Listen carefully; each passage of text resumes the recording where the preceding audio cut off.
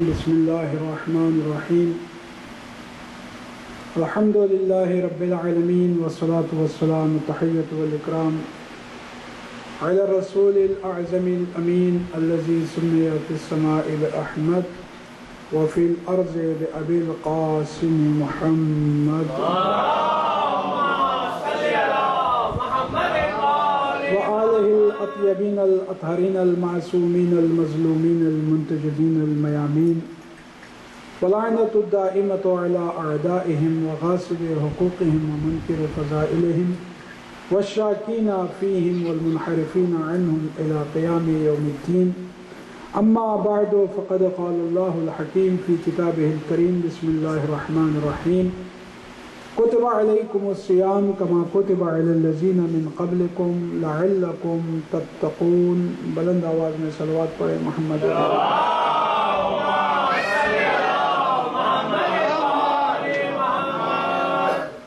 آج ہم گفتگو کریں گے امر بالمعروف اور نہی از منکر پر.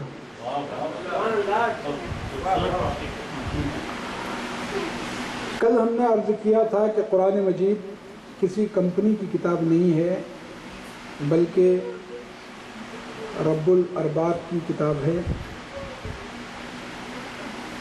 قرآن مجید خوابیدہ ذہنوں کو بیدار کرتا ہے، آنکھوں پر بندھی ہوئی پٹیوں کو کھولتا ہے، ذہنی شعور کو بیدار کرتا ہے، اپنے ریڈرز کو، اپنے پڑھنے والوں کو اور اپنے قارئین میں، اس کی تلاوت کرنے والوں میں اویئرنیس کو پیدا کرتا ہے. قرآن مجید ان میں بیداری کو پیدا کرتا ہے قرآن مجید. اور پھر قرآن مجید کا ایک بہترین اسلوب یہ ہے کہ قرآن مجید کمپیئر کراتا ہے. قرآن مجید کیا کرتا ہے؟ کمپیئر کراتا ہے علم کا جہل سے. کمپیئر کراتا ہے علم کا جہل سے، سردی کا گرمی سے، جنت کا دوزخ سے. کمپیئر کراتا ہے قرآن مجید. قرآن مجید کا ایک چیلنج ہے، جس نے مجھے نہیں سمجھا وہ اندھا ہے. یہ قرآن، یہ جتنے سافٹ ویئر والے ہیں، جتنے ہارڈ ویئر والے ہیں، سمیرا یہ بڑی بڑی کمپنی والے، انڈسٹری والے، ڈاکٹرز، انجینئرز، مولوی، خطیب، شاعر، اگر مجھے نہیں سمجھا تو قرآن کہتا ہے یہ سب اندھے. اس لیے کہ میں آیا ہوں تمہارے ذہنوں کو کھولنے کے لیے. جب تمہارا ذہن ہی نہیں کھلا تو تم نے پڑھا کیا؟ تمہارا جب ذہن ہی نہیں کھلا، تمہارے اندر جب اویئرنیس پیدا نہیں ہوئی، جب تمہارے اندر بیداری ہی نہیں آئی تو پھر تم نے پڑھا کیا؟ تم نے ڈگری حاصل کر لی، ٹھیک ہے ڈگری حاصل کر لی، لیکن قرآن کہتا ہے میری نظر میں وہ اندھا ہے. قرآن مجید کمپیئر کراتا ہے انسانوں کی عقلوں کو بیدار کرنے کے لیے. دیکھو یہ سورج کس نے نکالا؟ یہ چاند میں روشنی کون پیدا کرتا ہے؟ یہ رات سے دن کو کون نکالتا ہے؟ یہ بڑی بڑی شپیں جو سمندر کی موجوں کو چیرتی ہوئی آگے بڑھتی ہیں، آخر ان سرکش موجوں کو رام کون کرتا ہے؟ پھولوں میں خوشبو کون بھرتا ہے؟ آم کی کڑوی لکڑی سے میٹھا پھل کون نکالتا ہے؟ قرآن مجید کمپیئر کراتا ہے. دیکھو ہم تمہاری زمین کو گھما کر بھی لٹو کی طرح تمہارے گھروں کو گرنے نہیں دیتے ہیں. آپ کو پتا ہے زمین 66,000 میل پر آور کی اسپیڈ سے گھوم رہی ہے. آپ کو پتا ہے گھوم رہی ہے کتنی؟ 66,000 میل پر آور گھوم رہی ہے. آپ ایک سائیکل کے پہیے پر ایک چھوٹا سا کنکر رکھ دیں، سائیکل کے پہیے پر ایک چھوٹا سا کنکر رکھ دیں اور اس کے پیڈل کو گھمائیں تو کنکر دور جا کے گرے گی، کنکریٹ دور جا کے گرے گی. حالانکہ سائیکل کی پر آور اسپیڈ کتنی ہے؟ زیادہ سے زیادہ 15 کلومیٹر، 10 اور 15، بٹوین 10 اور 15 سائیکل کی اسپیڈ. جبکہ زمین 66,000 میل کی اسپیڈ میں بھاگ رہی ہے. ہمارا وہ حشر کیوں نہیں ہوتا جو کنکری کا ہوا؟ آپ کتنے ڈاکٹر صاحب، آپ کتنے سال سے ہیں یہاں؟ 25 سال. آپ کتنے؟ جعفری صاحب مدت ہو گئی. تو زمین کو چاہیے تھا کہ سیکنڈ میں، لمحوں میں، کہ اسلام آباد، پاکستان یا گلگت کے لداخ کی پہاڑی میں آپ کو پھینک دینا چاہیے تھا نا زمین کو. لیکن زمین روکے ہوئے ہے. کیوں؟ اب سائنس نے کہا نہیں جی ہوا کا پریشر ہے جس نے ہمیں روکا ہے. تو پھر ایئر پریشر اگر ہے تو ایئر میں پریشر کس نے پیدا کیا؟ بڑی توجہ چاہتا ہوں اذان میں. قرآن مجید کمپیئر کراتا ہے، کمپیئر، تاکہ تمہاری آنکھیں کھلیں. خدا کہہ رہا ہے کہ یہ تمہارا گھر نہیں ہے، یہ میں نے چند دن سکون کے لیے تمہیں عطا کر دیا. نہج البلاغہ میں میرا مولا کہتا ہے قلعے کو ہم لوگ مضبوط عمارت کو اردو میں کہتے ہیں قلعہ، مضبوط عمارت کو اردو میں کہتے ہیں قلعہ، لیکن عربی میں قلعہ کو کہتے ہیں اکھڑ جانے والی منزل. یہ ایک لسانی فرق ہے. سمجھ رہے آپ کتنا فرق ہے اردو اور عربی میں؟ اردو میں قلعہ کہتے ہیں مضبوط عمارت کو، عربی میں قلعہ کہتے ہیں اکھڑ جانے والی منزل کو. تو میرا مولا کہتا ہے کہ تم اکھڑ جانے والی منزل میں ہو. تم یہ جو بڑے بڑے محل بنا رہے ہو، بڑے بڑے مکانات بنا رہے ہو، بڑی بڑی انڈسٹریز قائم کر رہے ہو، آج سائنس کو غرور ہے کہ ہم آج کی دنیا، جو لوگ دنیا کو چلا رہے ہیں، جتنے لوگ دنیا کو چلا رہے ہیں، رن کر رہے ہیں، کنٹرول کر رہے ہیں، ان کو غرور ہے کہ سائنس کی طاقت ہمارے پاس ہے، ٹیکنالوجی کی طاقت ہمارے پاس ہے، ایلومینیم کی طاقت ہمارے پاس ہے، ضرب مبادلہ ہمارے پاس ہے، کرنسی ہمارے پاس ہے، بینک بیلنس ہمارے پاس ہے، شیئر ہولڈرز ہمارے پاس ہیں، دنیا کے ساری اقتصادیات پر ہمارا کنٹرول ہے. ٹھیک ہے، لیکن اس غرور میں کوئی فائدہ نہیں ہے. طاقت، آپ نے کبھی کسی ڈاکو کی کسی کو تعریف کرتے ہوئے سنا؟ کسی ڈاکو کی کوئی تعریف نہیں کرتا کہ اس نے فلاں اتنے لوگوں کو مار دیا. کوئی تعریف نہیں کرتا. کیوں تعریف نہیں کرتا؟ جہاں طاقت کا بیجا استعمال ہوتا ہے وہاں تعریف نہیں ہوتی. جہاں طاقت کا بجا استعمال ہوتا ہے وہاں تعریف کی جاتی ہے. آج کے انسان کیا کر رہا ہے؟ طاقت کا بیجا استعمال.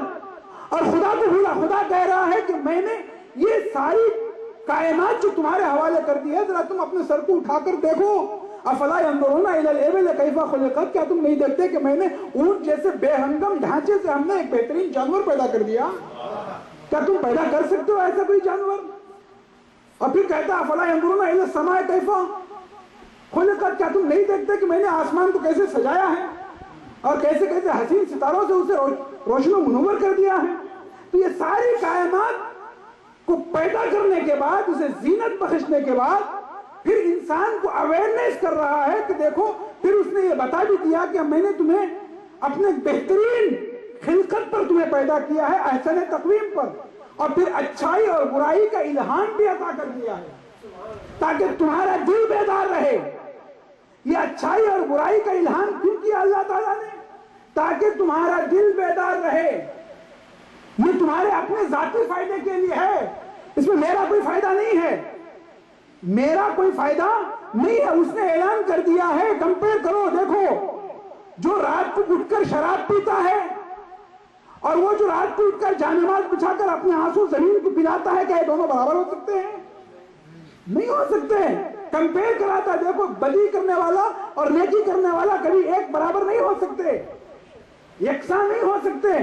کوئی تو ان میں تمیز ہونی چاہیے، کوئی فرق ان کے درمیان ہونا چاہیے، تاکہ میں برائی کرنے والے کے لیے سزا دوں اور اچھائی کرنے والے کے لیے ایک جزا معین دوں. اور اس نے دوزخ و جہنم کو بھی بنا دیا اور ان کا ٹھکانہ بھی ان دونوں کے اہل کے لیے مقرر کر دیا.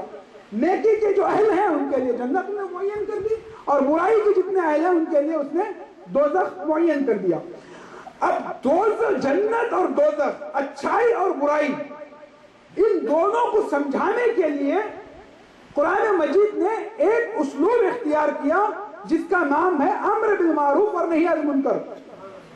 یہ مطلب پرستی دنیا داری میں چل سکتی ہے کہ ہم سے کیا مطلب، آپ یہ کہہ سکتے ہیں، لیکن دینی امور میں ہم سے کیا مطلب آپ نہیں کہہ سکتے۔ ہم سے کیا مطلب اب دین کے امور میں آپ نہیں کہہ سکتے۔ دنیا داری میں تو ممکن ہے کہ آپ کہہ لیں کہ ہم سے کیا مطلب اس نے بڑا بنگلہ بنا لیا، ہم سے کیا مطلب اس نے بڑی گاڑی خرید لی، ہم سے کیا مطلب۔ دین داری کے امور میں آپ ہم سے کیا مطلب نہیں کہہ سکتے۔ کیوں؟ اس کے 4 فائدے قرآن مجید نے بتائے۔ پہلا فائدہ قرآن مجید نے بتایا امر بالمعروف اور نہی عن المنکر کا، کہ مظالم کی روک تھام ہوتی ہے۔ پہلا فائدہ مظالم کی روک تھام ہوتی ہے۔ دوسرا فائدہ روزی حلال ہوتی ہے۔ امر بالمعروف اور نہی عن المنکر کا دوسرا فائدہ روزی حلال ہوتی ہے۔ تیسرا فائدہ زمینیں آباد ہوتی ہیں۔ چوتھا فائدہ راستے محفوظ ہوتے ہیں۔ تو قرآن مجید نے اعلان کر دیا یہ 4 بڑے، یہ معاشرتی زندگی کے لیے ضروری ہیں۔ ایک سماج میں جب ہم لوگ رہ رہے ہیں تو ہمارے راستوں کو محفوظ ہونا چاہیے، ہماری زمینوں کو آباد ہونا چاہیے، ہماری روزی کو حلال ہونا چاہیے، اور ہم ایک پیسفل ماحول میں ہمیں زندگی گزارنا چاہیے۔ اگر یہ چاروں زندگی کی بڑے ذخیروں کو تم حاصل کرنا چاہتے ہو تو تمہارے لیے فرض ہے کہ تم امر بالمعروف اور نہی عن المنکر کرو۔ لیکن قرآن مجید نے اس کے لیے 5 شرائط معین کر دیے۔ پہلی شرط، نیکی اور برائی کو جانتا ہو۔ امر بالمعروف اور نہی عن المنکر کرنے والا نیکی اور برائی کو اچھی طرح جانتا ہو۔ ایسا نہ ہو کہ نیکی کا حکم دینے جا رہا ہو اور وہ برائی ہو جائے، برائی کا حکم دینے جا رہا ہو وہ نیکی ہو۔ اصل میں نیکی اور برائی کو جانتا ہو۔ سبط ابن جوزی ایک اہل سنت کا عالم گزرا ہے، کافی بوڑھا ہو گیا تھا۔ چٹائی ہوتی تھی بیٹھنے کی جو ہوتی ہے عموماً، اس نے سجدہ کیا اس پہ، اس کے آنسو اس چٹائی پہ پڑے، چٹائی بھیگ گئی اور وہ اٹھ کر اپنے کمرے میں چلے گئے۔ اتنے میں ایک عورت آئی، اس نے دیکھا کہ چٹائی بھیگی ہوئی ہے تو اس نے کہا یہ بچے کا پیشاب ہے، تم اسے صاف کرو۔ یعنی لا علمی بوڑھے کے آنسو کو بچے کا پیشاب بنا دیتی ہے۔ اور کرنا محترم، لا علمی بوڑھے کے آنسو کو بچے کا پیشاب بنا دیتی ہے۔ علم نصیحت کرنے سے پہلے، ہدایت کرنے سے پہلے اچھائی اور برائی کو جانتا ہو۔ دوسری شرط قرآن مجید نے یہ رکھی، دوسری شرط برائی کرنے والا برائی پر مصر ہو۔ اگر توبہ کرنے کے حالات پیدا ہو گئے ہیں یا وہ خود سے توبہ کر لے گا تو پھر آپ پر امر بالمعروف اور نہی عن المنکر کرنے کی ضرورت نہیں ہے۔ تیسری چیز، عذر شرعی نہ ہو۔ کوئی انسان کوئی نیک عمل کو چھوڑ رہا ہے تو اس کے پیچھے کوئی عذر شرعی نہ ہو۔ مثلا بیماری میں روزہ چھوٹ سکتا ہے۔ اب اگر بیمار کے سامنے آپ چلے گئے اور ڈنڈا اٹھائے گا کم وقت تم نے روزہ کیوں نہیں رکھا، یہ امر بالمعروف نہیں ہے، یہ جہالت ہے۔ عذر شرعی نہ ہو۔ تیسری سے چوتھی شرط کیا ہے؟ تاثیر کا امکان پایا جاتا ہو۔ آپ کے بولنے سے، آپ کے فذکر ان نفعت الذکریٰ، اے رسول بولو اگر تمہارا بولنا فائدہ مند ہو۔ اگر تمہارا بولنا فائدہ مند نہیں ہے تو پھر تم مت بولو۔ تو کیا امر بالمعروف کو ترک کر دیں؟ نہیں، ایک خوشگوار موقع کا انتظار کرو، پہلے زبان میں تاثیر پیدا کرو، پھر نیکی کا حکم دو۔ اور 5ویں شرط قرآن مجید نے یہ رکھی، موجودہ فساد سے بڑا فساد نہ ہو۔ تمہارے بولنے سے موجودہ فساد سے بڑا فساد نہ ہو. کہیں ایسا نہ ہو کہ چھوٹا سا فساد ہے کمیونٹی میں اور آپ جو ہے وہ کھڑے ہو گئے امر بالمعروف نہیں منکر کرنے کے لیے اور اس نے ایک بڑے فساد کی صورت اختیار کر لی. تو یہ جہالت ہے, امر بالمعروف نہیں ہے. تو یاد رکھا, موجودہ فساد کو دیکھو, سچویشن کو دیکھو, حالات کو دیکھو. تم یہ دیکھو کہ آیا اس وقت اگر میں بولوں گا تو میرے بولنے کا فائدہ ہوگا یا نہیں. ٹائم ہے, وقت آ گیا ہے میرے بولنے کا یا نہیں آیا ہے. ان تمام چیزوں کو تم دیکھو اور اس کے بعد تم امر بالمعروف کرو. اچھی بات اچھی نیت کے ساتھ اچھے طریقے سے ادا کی جائے تو یقیناً اثر رکھتی ہے. اچھی بات اچھی نیت کے ساتھ, جہاں نیت میں گڑبڑ آتی ہے پرابلم وہیں سے شروع ہوتی ہے. اچھی بات اچھی نیت کے ساتھ اچھے طریقے سے بیان کی جائے تو یقیناً وہ اثر کرتی ہے, اس لیے کہ اسلام دین فطرت ہے. وہ فطرت کی باتوں کو قبول, انسان کا نفس فطری باتوں کو بہت جلدی قبول کرتا ہے, اس لیے کہ اس سے معلوم ہے. اچھا, امر بالمعروف اور نہی عن منکر کے فائدے کیا ہیں اور اس کے طریقے کتنے ہیں؟ کئی طریقے اور کئی فائدے اس کے بتائے گئے, کئی خصوصیات اس کی بتائی گئی. پہلی خصوصیت یہ بتائی گئی کہ امر بالمعروف اور نہی عن منکر تسکین جذبہ آمریت ہے. ہر انسان یہ چاہتا ہے کہ میرا حکم چلے, یہ انسان کا نیچر. ہر انسان یہ چاہتا ہے کہ میں آرڈر کروں اور کوئی میرے آرڈر کو سنے. بقدر پیمانہ تخیل سرور ہر دل میں ہے خودی کا. بقدر پیمانہ تخیل سرور ہر دل میں ہے خودی کا. ہر آدمی چاہتا ہے میرا حکم چلے. اب اگر کہیں اس کا حکم نہیں چلتا تو گھر سے چھوٹی سی حکومت میں کمزور بیوی بچوں کو اس کا حکم چلتا ہے. یہ ممالک تو اس سے بھی آزاد رہے, یہاں تو وہ بھی نہیں چلتا. لیکن جہاں اس نے دیکھا کہ ذرا سا مٹی نرم ہے, اس نے اپنا حکم لاگو کرنا شروع کیا. یہ کرو, وہ نہ کرو, ایسا کرو, ویسا نہ کرو, ادھر آؤ. جہاں انسان نے کمزوری دیکھی وہاں اپنا آرڈر اس نے جاری کر دیا. تو آرڈر کا جاری کرنا ہر انسان یہ چاہتا ہے کہ وہ آرڈر دے, لوگ اس کے حکم کو مانے تاکہ اس کی انانیت کو تھوڑی تسکین مل جائے, اس کی انا, اس کی ایگو کو ذرا خوشی محسوس ہو. ہر انسان چاہتا ہے. ایک بادشاہ کو دوسرے بادشاہ نے جیل میں بھیج دیا, قید کر دیا. جیلر نے پوچھا جہاں پناہ کوئی خواہش ہو تو بیان کیجئے, ہم پوری کریں گے. تو بادشاہ نے کہا, قیدی بادشاہ نے, کہ کچھ بچے لا کر دے دیے جائیں, میں ان کو پڑھاؤں گا. جب تک ملک ہاتھ میں تھا تب تک ایجوکیشن کا خیال نہیں تھا. وہ جیل کے اندر گئے تو ان کو جو ہے وہ ایجوکیشن کا خیال آیا. تو جیلر نے پوچھا, حضور آپ کو یہ شوق کیوں پیدا ہوا؟ تو کہا, یار حکم دینے کی عادت پڑ گئی ہے, آرڈر کرنے کی عادت پڑ گئی ہے. اب مجھے پتا ہے کہ یہاں میرا کوئی آرڈر نہیں, کچھ بچے لا کے چھوڑ دو تاکہ میں انہی پر اپنا آرڈر نکالوں اور اپنی جو انانیت ہے میں اس کو تھوڑی سی تسلی دے دوں. تو اسلام نے اسی جذبہ انانیت کو, رخ کو ذرا موڑا, خوش کیا. اگر حکم دینا ہی چاہتے ہو تو اچھائی کا دو. اگر حکم دینے ہی کی خواہش تمہارے دل میں ہے تو کم از کم اچھائی کا حکم دو. اگر برائی, اگر روکنے کی تم چاہتے ہو کہ تمہارا آرڈر چلے, اور جیسا کہ ہر فطرت چاہتی ہے, تو تم برائی سے روکو. یعنی یہ تم تسکین دو اپنے نفس کی, اپنی انانیت کو تم تسکین دو. کس سے؟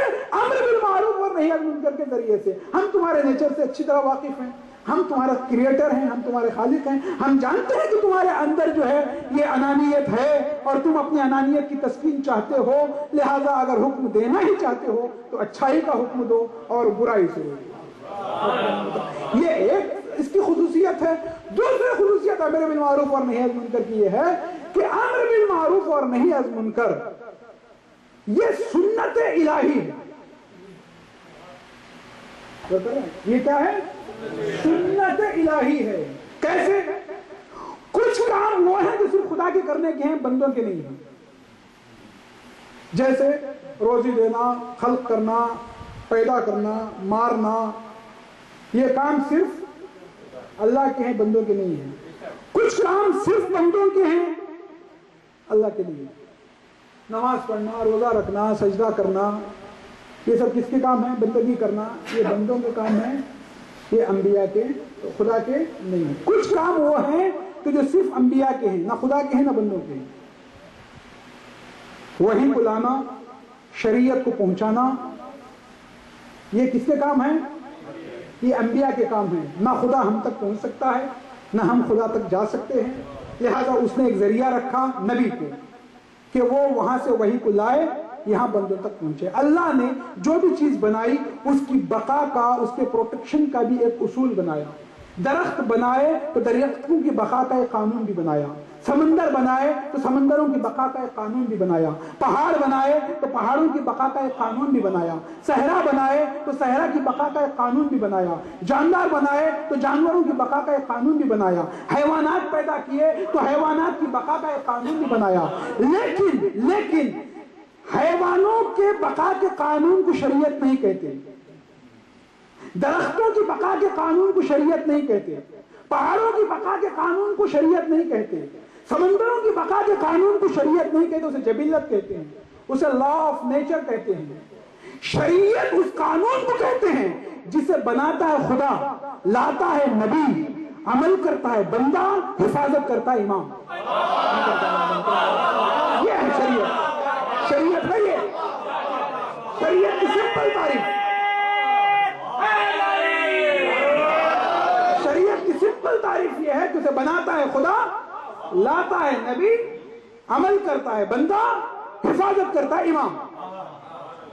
یہ ہے شریعت۔ اور یہ شریعت کیا ہے؟ یہ مخصوص ہے انسانوں کے ساتھ۔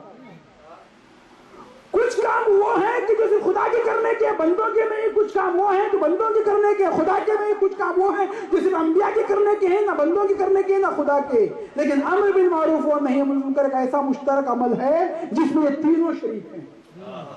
خدا بھی شریک ہے، نبی بھی شریک ہے، بندے بھی شریک ہیں۔ یہ سنت انبیاء بھی ہے، سنت الہی بھی ہے، سنت اولیاء بھی ہے۔ جتنے بزرگ گزرے ہیں ان کی بھی سنت امر بالمعروف اور نہی عن المنکر ہے۔ امر بالمعروف اور نہی عن المنکر کی تیسری اور آخری خصوصیت، ٹائم ہو رہا ہے مجھے پتا ہے، زیادہ ٹائم ہو چکا ہے، وہ ہے کمال نماز۔ امر بالمعروف اور نہی عن المنکر کیا ہے؟ نماز کے کمال کا نام ہے امر بالمعروف۔ یعنی نماز جب اپنے کلائمیکس کو پہنچتی ہے تو فوراً انسان امر بالمعروف کرتا ہے۔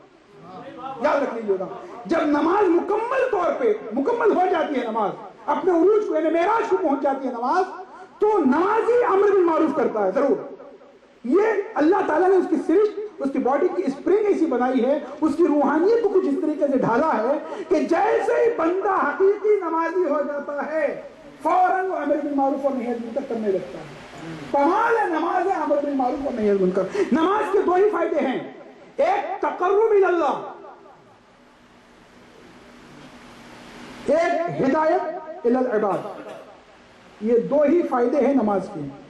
تقرب الی اللہ اس لیے پہاڑوں میں بھی ہو سکتی ہے، جنگلوں میں بھی ہو سکتی ہے، بند کمرے میں بھی نماز ہو سکتی ہے، اس لیے کہ اسے تقرب حاصل ہونا ہے۔ دوسرا فائدہ ہے امر بالمعروف اور نہی عن المنکر کا۔ نماز کا کام یہ ہے کہ تنہا عن الفحشاء والمنکر۔ نماز کیا ہے؟ وہ نماز برائیوں سے روکتی ہے۔ تو اگر نماز میں برائیوں سے روکنے اور نیکیوں کی ہدایت کرنے کی کیپیسٹی نہ ہو، یا نماز ایسی استعداد اور قابلیت تمہارے اندر پیدا نہ کرے کہ تم میں امر بالمعروف اور نہی عن المنکر کا جذبہ پیدا نہ ہو، تو تم حقیقی طور پر نمازی نہیں بنے۔ بھی اگر کشتی میں کوئی سوراخ کر رہا ہو، اب سوراخ کسی طرح کا بھی ہو سکتا ہے، کوئی ہول ڈال رہا ہو کشتی میں، ہول کر رہا ہو کشتی میں، سمجھ رہے ہیں آپ؟ اب وہ ہول کسی بھی طرح کا ہو سکتا ہے، چھوٹا بھی ہو سکتا ہے، بڑا بھی ہو سکتا ہے، پھاوڑے سے بھی آپ ہول کر سکتے ہیں، سائنٹیفک میجر سے بھی آپ ہول کر سکتے ہیں۔ تو اب جیسے ہی ہول آیا تو اپر والے بھی ڈوبیں گے اور لوئر کلاس والے بھی ڈوبیں گے۔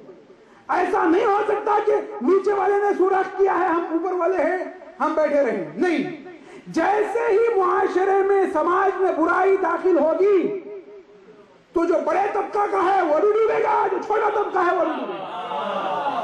پورے سماج، پوری کمیونٹی، پورا معاشرہ، پورا سماج کیا ہے؟ ایک کشتی کی مانند ہے۔ اور ہلاکت اگر یزید کو پہلے مرحلے میں روک دیا ہوتا تو واقعہ کربلا جتنا بڑا حادثہ پیش نہ آتا۔ تو برے لوگوں کو وقت سے پہلے روک دینا چاہیے تاکہ کوئی بڑا حادثہ معاشرے میں رونما نہ ہو۔ اگر برے لوگوں کو تم نے چھوڑا، کوئی چغل خور ہے فوراً اسے روکو، بھئی تم کیوں چغلی کر رہے ہو؟ کوئی کسی کی غیبت کر رہا ہے فوراً اسے روکو، بھئی تم کیوں غیبت کر رہے ہو؟ کوئی جھوٹ بول رہا ہے فوراً اسے روکیے، آپ کو یقین ہو چکا ہے کہ یہ جھوٹ کہہ رہا ہے، فوراً روکیے، بابا تم کیوں جھوٹ کہہ رہے ہو؟ اپنی زبان کو بھی کیوں خراب کر رہے ہو؟ ہمیں بھی کیوں گنہگار کر رہے ہو؟ آپ ذمہ دار ہیں، اللہ نے آپ کو مختار بنایا ہے، یو آر ریسپانسبل پرسن۔ آپ ایسے نہیں ہیں کہ جو آپ بالکل لاؤبالی ہیں، آزاد ہیں، نہیں، ہر کلکم راعٍ وکلکم مسئول عن رعیتہ، ہر آدمی تمہارے معاشرے کا اپنے اندر ایک مسئول ہے، ذمہ دار ہے، ریسپانسبل ہے۔ تو ہم آزاد معاشرے کے افراد میں سے نہیں ہیں، ہم ذمہ دار معاشرے کے افراد ہیں۔ تو لہٰذا ہمیں چاہیے کہ جہاں کہیں کوئی برائی ہمیں نظر آئے فوراً ہم روکیں، مصلحت کو نہ دیکھیں، مصلحت منافق دیکھتا ہے، ہدایت مومن دیکھتا ہے۔ السلام علیکم ورحمۃ اللہ۔